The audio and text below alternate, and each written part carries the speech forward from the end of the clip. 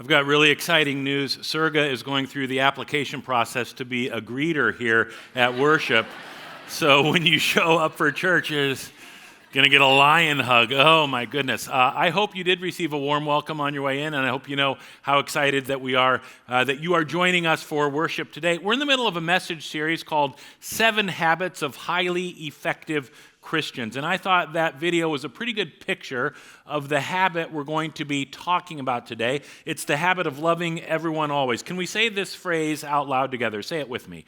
Love everyone always. I got to tell you, the first time I saw that video, I was a little nervous for Valentine, the caretaker of this lioness. I wasn't sure, is this a predator hunting its prey, or is there a genuine relationship going on here? And what changed my opinion was as they sort of tumbled to the ground. Did you see the way the lion turned her teeth away from the man's head?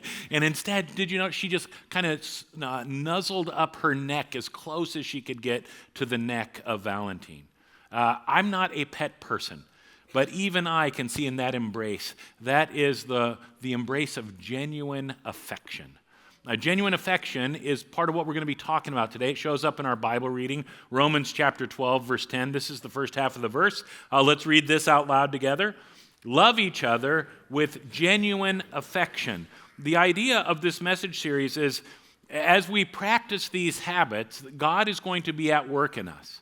The transformational power of God's love is going to be at work in us, helping us grow, maturing us so that more and more all the time we become people who, like our God, we love everyone always. We love each other with genuine affection. I'm not a pet person, but I am a Jesus person. So what we're going to do today is kind of go on a little bit of a tour. And what are the things that we can learn from Jesus? Jesus, the one who's called the Lamb of God, who becomes the Lion of Judah. What does Jesus of Nazareth have to teach us about how we can be people who love everyone always, who love with genuine affection? To get us started, I want to talk a little bit about mirror neurons. The people who study our brains. It's fascinating to me, the people who are learning so much about how our brains work. And what they tell us, what neuroscience has been telling us for a couple of decades now, is our prefrontal cortex is just loaded with millions and millions of what they call mirror neurons. And what mirror neurons are helpful for is pretty much everything. If you want to figure out how do I grasp a new skill, how do I learn new information, take in new information? How do I develop a socially connection with another human being? It has everything to do with the role of our mirror neurons. And this type of connection, if you look at a baby starts to develop socially these kinds of connections. Mirror neurons are very much involved in this process. So again, if you look at people who study the brain and then people who study childhood development, you will see people talking about something that they just simply call mirroring, where new parents will be right in the face of their newborn child and looking each other directly, very close, very intimate, and then kind of this mimicking behavior starts to happen. What they tell us is babies at 2 to 3 weeks after being born are able to start mimicking what they see in front of them, the face of the person in front of them. Now, part of what I find fascinating is it takes 18 to 24 months, they tell us, before a child is able to recognize themselves in a mirror. So they'll see their reflection, but they're not able to make the connection that, oh, that's actually me. I'm looking at myself. But long before we're able to recognize ourselves in a mirror, we are developing a sense of self. And again, what people who study our brains and study child development tell us, we develop initially, we begin to develop our sense of self by looking at another. We develop our sense of self by looking at another person, by seeing another person. There's a guy named Dr. Jim Wilder. He is a neurotheologian, which I think is a fantastic title. If you're at a dinner party, somebody asks you what you do, I'm a neurotheologian. Yeah. So all that means is he goes to seminary and he gets his master's degree in theology, but then at that seminary he continues his course of study and he gets his PhD in clinical psychology. So he's a very well-trained Christian counselor. And he's been doing this counseling work now for over 40 years. For more than 4 decades, people have been coming into this guy's office seeking help, wanting to experience some kind of healing or growth in their life. And over these 40 years of observation, and they've actually been able to do research and verify it's more than just an observation, he has discovered there's one key variable that is the difference maker, someone who comes to see him, someone who goes through the counseling process and it helps, it works, they grow, they experience healing, and someone who doesn't. Someone who just kind of remains stuck. Lots of people go to see counselors and it doesn't make any kind of difference. They remain stuck in these unhealthy thought patterns, unhealthy behavioral patterns, and he says, here's the key differentiating variable. It's connection with an irreplaceable other who has good intentions for you. It's love. Do you have a faith life that tells you there's a God who loves you? Do you have close relationships, whether it's with family or friends, where you know you are loved? If you want to grow, if you want to heal, he's saying this is what makes all the difference. Connection with an irreplaceable other who has good intentions for you. And so you start to see why mirroring is so important for early childhood development. As parents are looking at their children in this face-to-face, intimate, relational kind of context, and the parent smiles, and the child learns to respond back, copy back that behavior they're seeing. They smile back. It's firing off those mirror neurons, but more than the mirror neurons, then it starts to develop neural pathways.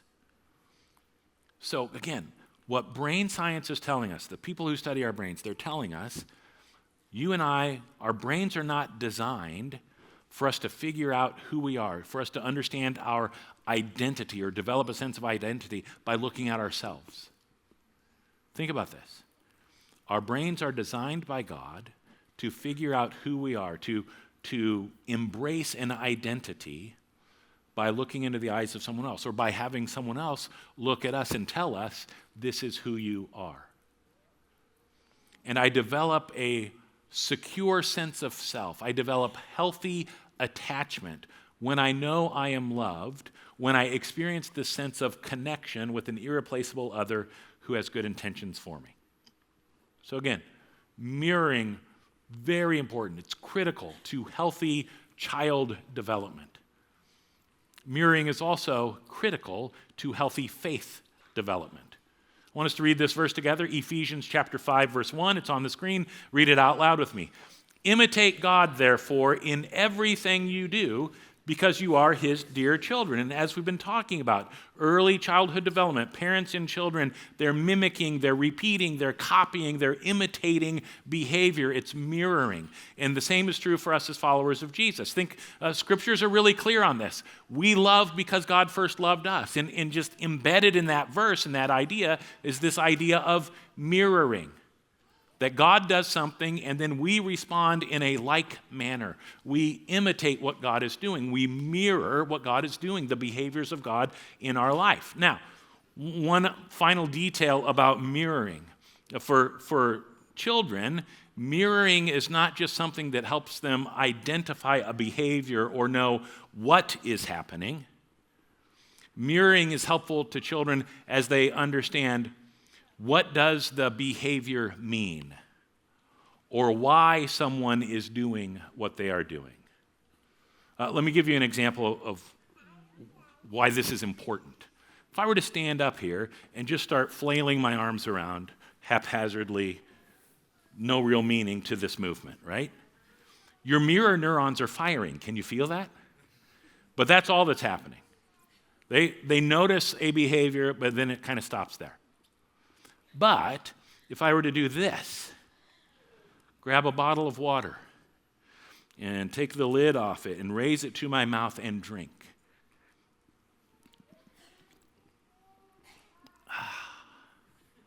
And do it again.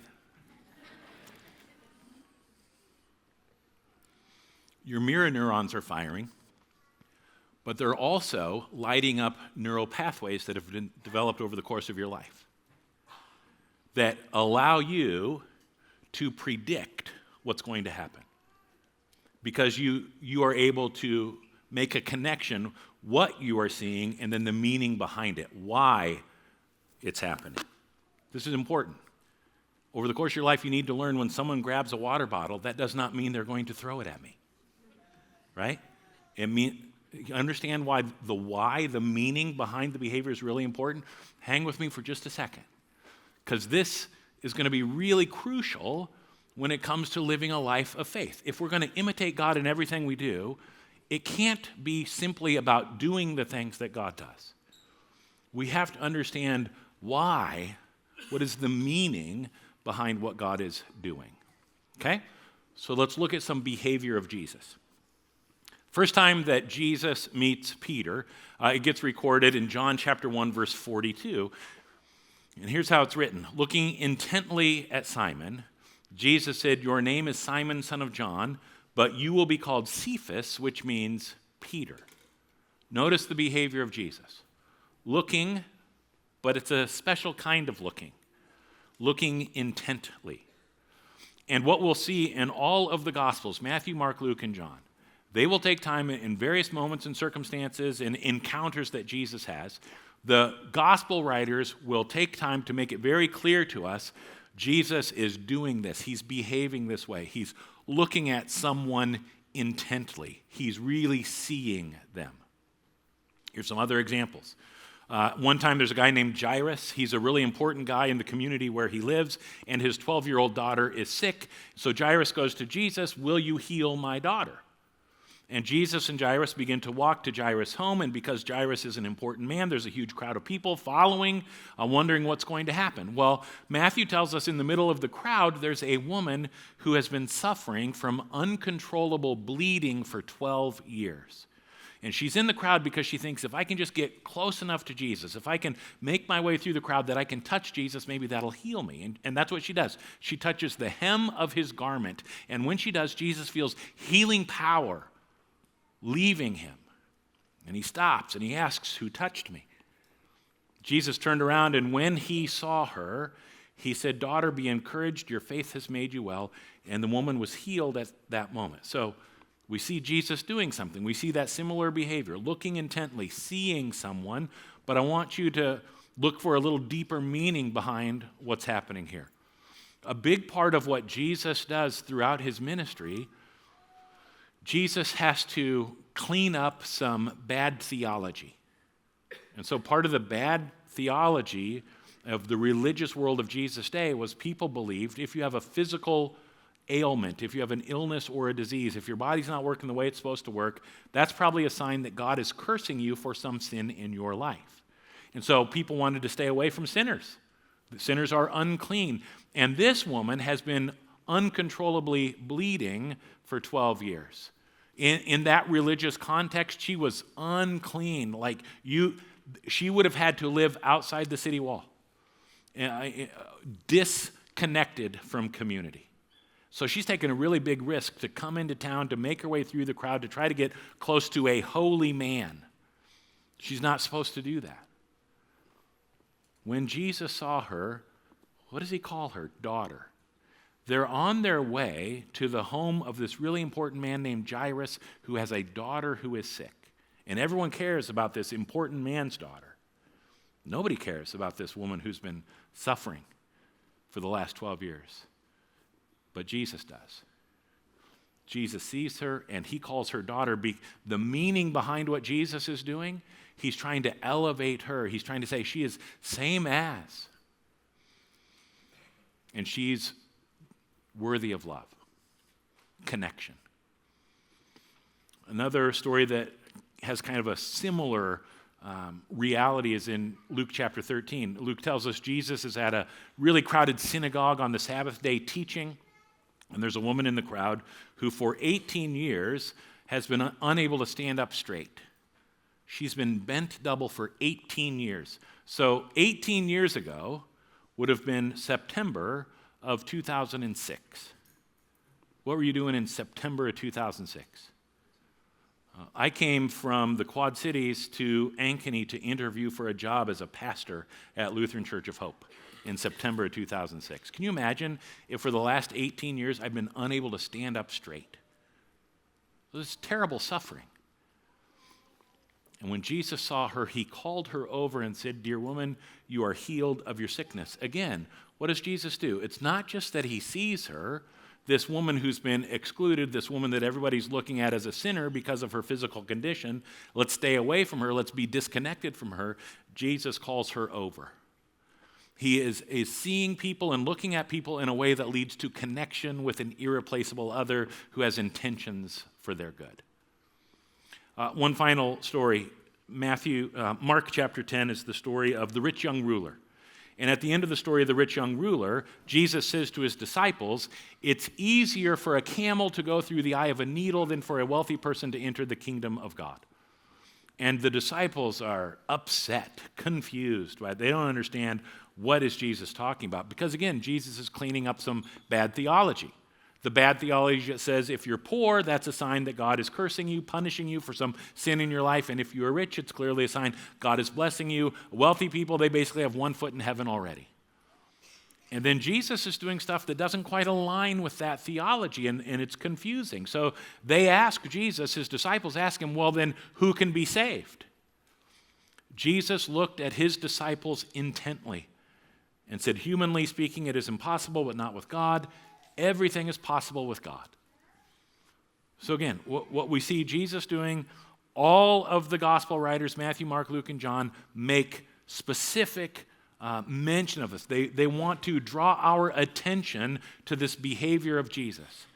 He really looks at people. He looks at people intently. Jesus sees people. He sees them. He sees us in a knowing, relational kind of way. Sometimes the gospel writers say Jesus knew what they were thinking. Jesus knew what was in their hearts. Not because he's some kind of a miracle worker, but because he pays attention to people.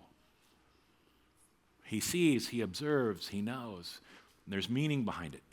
There's another example. This is the final example from earlier in the story of the rich young ruler. This guy comes to Jesus with a question. What must I do to inherit eternal life? And Jesus says, you know the commands. And the guy says, yeah, I've followed all these commands since I was a little boy. I want us to read together how Jesus responds in verse 21. It's on the screen. Read it out loud with me.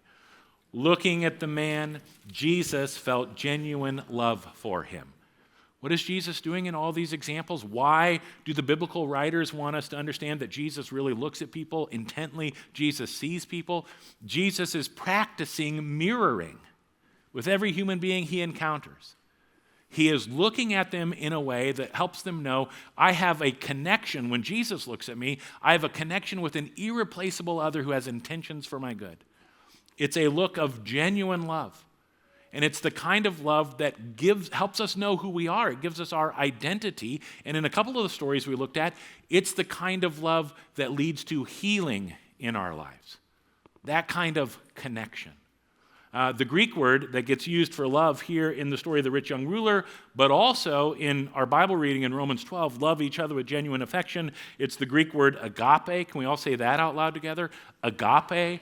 Agape love, we almost always talk about it as unconditional love, but it's a lot bigger and richer than that. What's interesting is this is the word for love the New Testament writers use more than any other word, agape love. But agape is not a word that shows up very much in Greek literature of Jesus' day, of the biblical world.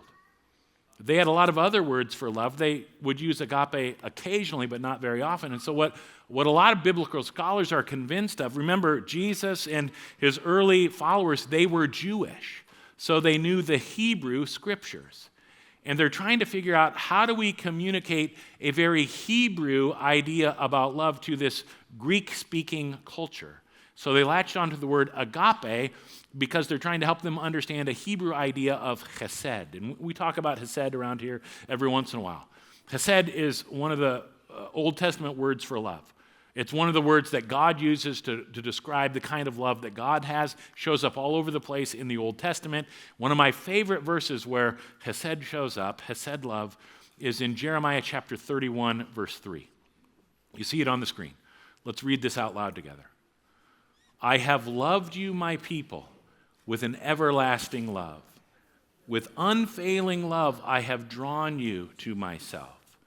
What does Jesus say? He sees that woman and he calls her over. The kind of love that Jesus has when he looks at someone is the kind of love that's always drawing others into connection with him. Unfailing love, agape love, hesed love. It's the kind of love at the end of Psalm 23 that says, it pursues us every day of our life. It's this love that has good intentions for us. It's this love that seeks us out. It's this love that we just sang about. There's no shadow you won't light up, no mountain you won't climb up. God's love is coming after you. There's no wall it won't kick down, no lie it won't tear down. God's love is coming after you. And God's love wants to draw you into this relationship where you feel safe and secure, knowing you are connected to an irreplaceable other who has intentions for your good. Have you experienced that kind of love? Can you remember a time in your life where God's love hit you kind of like that? We love because God first loved us. The love for everyone always, the loving people with genuine affection, it has to flow out of our own experience of God's love for us. So we're going to practice that. I know some of you hear the music, you think, oh, the sermon's about over? Oh, this was short. No, it's not. This is a message series called 7 Habits of Highly Effective Christians. So I want to give you 3 habits that you can begin practicing right now today so that you can experience God's love and then share that love. The first habit I want you to start practicing looking at people the way Jesus looks at people. Have you seen these memes that are all over social media? I find them hilarious. Find someone who looks at you the way Joey Tribbiani looks at a meatball sandwich. Or find someone that looks at you the way Waylon looks at Willie. Do you see that affectionate gaze there? Michael Scott on The Office. Find someone who looks at you the way Michael Scott looks at Jim and Pam. What I've been trying to do as we've been walking through this behavior of Jesus, I've been trying to convince you found someone who looks at you like that. It's your God. It's Jesus Christ, your Lord and Savior. He looks at you with this gaze of genuine affection. He wants you to know, he wants you to experience that kind of connection that tells you who you are. That you know there's a God who loves you, and no matter what happens in your life, you're going to be fine, you're going to be okay because God loves you. And then you can start to share that love with others. So the practice is to start looking at people not this way. Not in a socially, my next staff meeting, the staff's all going to just be staring at me. No, there's a difference between people watching and looking at people the way Jesus looks at people. People watching is not about love, it's about judgment. Can't believe they left the house looking like that. So what does it mean for us to look intently at someone to see people the way Jesus sees people? There's an author, New York Times bestselling writer. His name is David Brooks. One of his latest books is How to Know a Person. Look at the subtitle here. The Art of Seeing Others Deeply and Being Deeply Seen. That's what we're talking about. I heard somebody say one time, love means paying attention. I wonder what you're paying attention to when you look at people, when you see people. What if you could look at people through kind of this filter? Every person you look at is a person created in the image of God. Every person you look at is someone Jesus willingly chose to go to the cross and suffer and die so that that person could experience God's love. What if we could learn to look at people and see people through that kind of lens? It's not normal for us. It doesn't come easy or naturally. We have to practice it. So we're going to practice it right now.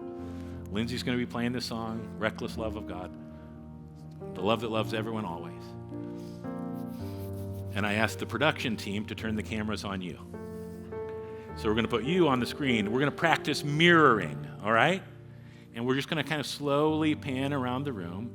And I want you to practice looking intently, seeing people the way Jesus looks at people. I'm not going to ask you to do anything I won't do myself, so I'll sit down and put myself through this too.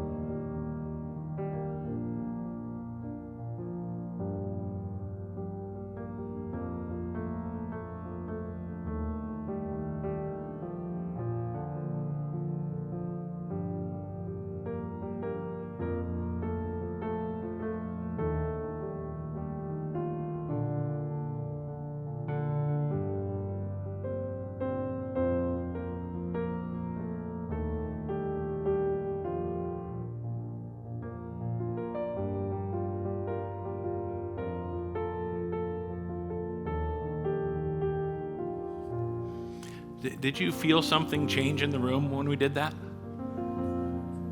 When we start looking at people, trying to see them the way God sees them, trying to see ourselves the way God sees us. So that's the first habit you can begin practicing. Look at people the way Jesus looks at people. Second habit, we got to become people who have the right kind of delight. So the beginning of Romans 12:10 says, love each other with genuine affection. Here's how it ends. Let's read this out loud together. Take delight in honoring each other. Let's read that one more time. Take delight in honoring each other. I don't know what your sense is, but my sense is we live in a particular time and place in human history where our preference seems to be taking delight in dishonoring each other. Did you watch the presidential debates on Tuesday night? I watched, first of all, as a voter interested in what do the candidates have to say. And then I also watched as a pastor, interested in how people are going to respond to what the candidates for president have to say. And I got to tell you, here's what I observed. I observed a lot of Democrats taking great delight in dishonoring the presidential candidate from the Republican side, and I saw a lot of Republicans taking great delight in dishonoring the Democratic candidate. And I hear your objections already, some of you. No. I'm not dishonoring anyone. I am simply pointing out the way they are dishonoring God. Here are the ways that dishonoring, these are the Republican policies that dishonor God. These are the Democratic policies that dishonor God, and somebody's got to call them out on it. Okay. I don't know your heart. I don't know your intent. But I think pastorally, this would be my follow-up question. Would you like it if someone called out the way you dishonor God in a similar fashion? Would you like it if someone called out your sin in a similar way that you're calling out the sin of the presidential candidates you don't like? David Brooks in this book says, as a society, we have failed to teach the skills and cultivate the inclination to treat each other with kindness, generosity, and respect. And there's all sorts of reasons for this. There's all sorts of people who can share the blame on this, when I think churches should take some of the blame on this. I mean, who should be teaching people how to treat each other with kindness, generosity, and respect if it's not the church? But for some reason, it's not happening, all kinds of reasons, and one of the reasons is technology. And this is not Pastor Scott saying technology is terrible and we need to do away with all technology. This is Pastor Scott saying, as followers of Jesus, as people who are trying to grow as disciples, are we paying attention to how technology either helps that process or hinders that process? So again, this neurotheologian, Dr. Jim Wilder, was quoting research that says the average American today spends 8 to 12 hours a day interacting with screens. And we've been spending a lot of time in our community the last several months talking about how how students interact with screens. And then that way we don't have to think about how we interact with. Let's just talk about how kids do it. This is 8 to 12 hours a day. This is parents, adults, this is all of us. Now, what happens when we interact with screens? Do you ever think about that? The screens we interact with are not particularly interested in us. The screens we interact with don't particularly care what we think or what we feel. If our screens are paying attention to us, it's only for the sake of being able to send us some targeted ads to get us to buy something. So our screens don't love us. Our screens are using us. Our screens are just not that into us. Here's part of what this means. You and I are training our brains for several hours a day to engage with someone who is not interested in us. And when we spend that much time with someone who's not interested in us, we don't develop the skills to learn when I'm in an actual face-to-face, person-to-person interaction, what are the skills necessary to show that I'm actually interested in them? And this, of course, leads to disconnection and isolation and loneliness. And Jesus has a better way. So what can we practice? What habits can we start engaging in that help us learn how to pay attention and show interest in another human being? Here's a pretty easy one. Learn to ask good questions. Learn to ask good questions. If you ask someone a good question, it just explodes the delight in that relationship. So we had the new member class last weekend, and the first thing they do is they sit around tables, they eat a meal, but we ask them a question. What is your hope story? Just share with the people around the table. How did you end up here at Hope? And it starts to build connection. Then they move forward for the teaching time, and they're in rows for the teaching time. And as the people were coming forward, I saw somebody who was wearing a Tampa Bay Buccaneers pullover. And I thought, who in central Iowa is a fan of the Tampa? So I took it as an opportunity to go and ask a question at a very superficial level to begin making a relational connection. That's what questions can do. Learn to be people who ask good questions. In the book, David Brooks gives us 5 possibilities. And again, these are a little deeper kinds of questions than what's your favorite sports team, but the point is the same. How do we show interest and delight in what's happening in the life of another? So here's question number 1. What crossroads are you at? What's the big decision you are facing in your life? And how are you going to determine which decision to make? Question 1, what crossroads are you at? Question 2, what would you do if you weren't afraid? You start to see there's a little vulnerability required when you ask these kinds of questions, but it shows that you're paying attention. It shows that you are interested. What would you do if you weren't afraid? Here's the next question. If you died tonight, what would you regret not doing? Good news, most of us aren't going to die tonight. Hopefully none of us will die tonight. Which means, if we would regret not doing it, well, then why are we not doing it? And what might our plan be to make it possible for us to start doing the thing we would regret if we never did it? I like this 4th question. If the next 5 years is a chapter in your life, what is that chapter about? If you're an elementary kid, the next 5 years might mean middle school. It might mean becoming a teenager. What's that next chapter going to be about for you? If you are a middle schooler now, the next 5 years is going to mean high school. What's that chapter going to be about? If you're in high school, what happens after graduation? What will that chapter be about? Maybe you just got married. Maybe you just became parents. Maybe you just became empty nesters. Maybe you just retired. If the next 5 years is a chapter in your life, what is that next chapter about? One final question. Can you be yourself where you are and still fit in? Still have that sense of belonging?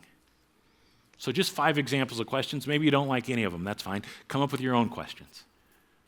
Learn to ask questions that show you are interested. Learn to ask questions that help you take delight in honoring the person who is in your presence in that moment. So, 2 habits we can start practicing. Look at people the way Jesus looks at people. Secondly, we want to learn to take the right kind of delight by asking good questions. And then the 3rd habit we can begin practicing today is listening, and in particular, listening for the voice of God. This is a big question a lot of people have. How can I actually live a life of faith where I learn, is it even possible to hear the voice of God in my life? So the great commandment, love the Lord your God with everything you have and love your neighbor as you love yourself. That there's somehow, if we're going to actually be people who love others well with genuine affection, it has to start with, do we love ourselves well? Do we love ourselves the way God loves us? Last week, we talked about the habit of finding God's rhythm for our life. We looked at Jesus' rhythm of his life, which is this 3-count rhythm of solitude and community and mission or service to the world. Count 1 of Jesus' rhythm of life is solitude, and solitude for Jesus is all about listening for the voice of God.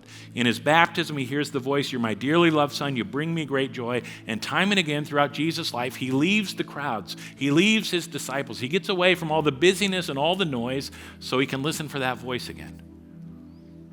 And again, a lot of people are like, well, what does God's voice sound like? How do I know it's God's voice and not some other voice? God's voice is a voice of affirmation and identity. Let me tell you who you are, and let me remind you that who you are is good. you're my dearly loved son. You bring me great joy. That's the voice of God for each of us. You're God's dearly loved child. God delights in you in all kinds of ways. So, the way we're going to practice it is we're going to, like Jesus, get away from the noise, get away from the busyness, find some quiet time. Start with maybe 2 minutes. Grow up to 7 minutes. Again, at the beginning of the series, we said, the things we do something to us, but it's slowly and over time. When you first start practicing listening for the voice of God, you are not going to like it, because what you will hear is your own voice and your to-do list and your grocery list and that thing that person said that's still rubbing me the wrong way and I'm so annoyed by it, I can't believe, or the thing that I said or the thing that I did and I just feel so terrible and it's just eating me up. But why this practice is so important is slowly over time, those kinds of things get pulled out as we practice just quietly listening for the still small voice of God. All the other noises, all the other distractions, all the other things that we pay so much attention to, it gets pulled out and it makes room for us to hear the voice of God. Start by asking, Jesus, what do you want me to know about how you see me? If Jesus looks intently at people, if Jesus really sees people, what does Jesus see when he looks at you? Ask him, what do you want me to know about how you see me? You could rephrase it, who am I to you? And then have something where you can take notes, where you can write it down. What are the words that start popping into your mind? What are the phrases? What are the word pictures? And try not to make sense of it in the moment. Set your timer for 2 minutes or 7 minutes or 20 minutes. And when the timer goes off, then you can start to make sense of it. Then you can get together with someone else and say, help me make sense of. As we do this, as we engage in these practices, God's grace is going to be at work in us, helping us know we are forgiven, helping us know that this transformative process is underway, where we're being formed into the image of Jesus Christ. We're becoming people who love everyone always. So let's stand together and let's sing the song. You could even begin these practices right now while we sing about God's love.